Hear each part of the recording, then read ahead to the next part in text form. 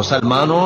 جو لوگ ظالم ہیں ان کی طرف مائل نہ ہونا، نہیں تو تمہیں بھی دوزخ کی آگ آ لپٹے گی،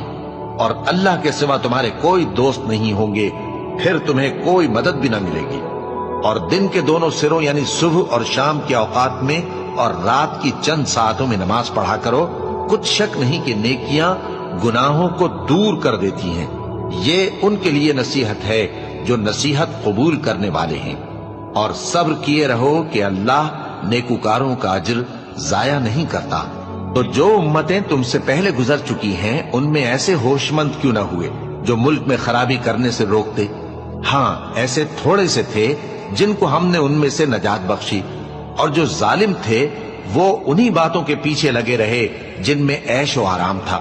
اور وہ گناہوں میں ڈوبے ہوئے تھے۔ اور تمہارا پروردگار ایسا نہیں ہے کہ بستیوں کو جبکہ وہاں کے باشندے نیکوکار ہوں از راہ